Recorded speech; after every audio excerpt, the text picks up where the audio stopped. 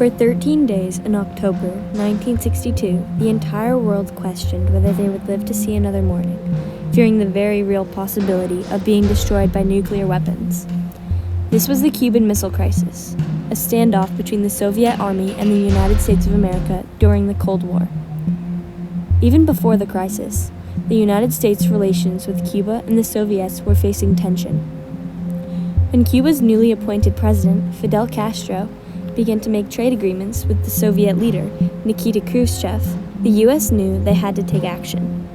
John F. Kennedy, who was president at the time, decided to operate a secret mission called the Bay of Pigs to take down Castro.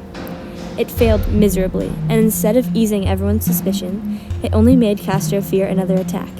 He decided to reach out to Khrushchev for military aid. With a common enemy being the U.S., they secretly agreed for missile bases to be set up in Cuba. The U.S. did not discover the bases until months after their construction. Kennedy had a big decision to make. There were three choices: an airstrike to destroy the missiles, diplomacy, or a blockade. He formed a group called XCOM in order to help him decide. In the end, they settled on a blockade surrounding Cuba, so that no Soviet ships could deliver materials for the missiles. They had hoped it would convince the Soviets to cease construction of the bases, but Khrushchev responded by denouncing the blockade as an act of aggression, escalating the crisis. A couple days later, an American U-2 plane was shot down over Cuba. Kennedy refused to start a nuclear war because of it, believing that it was not in the best interests of the world. From then on, the crisis was more of a test of who would blink first, but neither of them did. The Cuban Missile Crisis had seemed to be slowing down, but then came Black Saturday, the closest the world had ever come to a nuclear war. On that day, a Soviet submarine carrying a nuclear torpedo that had a lack of communication above water had the chance to fire it at a U.S. aircraft carrier. They needed 3 officers' permission to launch it. Thankfully, Officer Vasily Arkhipov refused. The Soviets sent 2 different messages to the Kennedy administration that day. One saying that they would remove the missiles from Cuba if the U.S. ended the blockade surrounding Cuba, and a second one that sounded like more of a threat, telling them to remove Jupiter missiles from Turkey.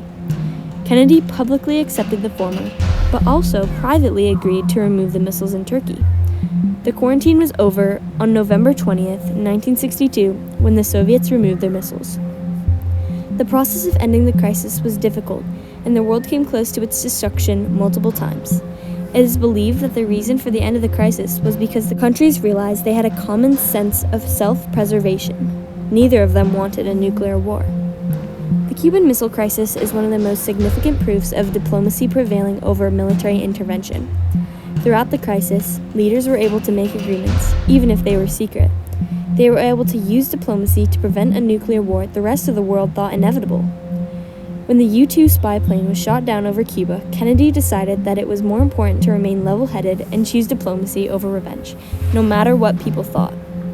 Through secret negotiations, disciplined restraint, and back-channel communication, the world was able to prevent its nuclear destruction.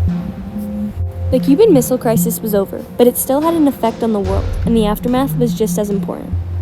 Although Castro was upset that Khrushchev had made deals with the U.S. without consulting him first, Cuba came out as a winner because the U.S. promised to never invade or disrupt Cuba again.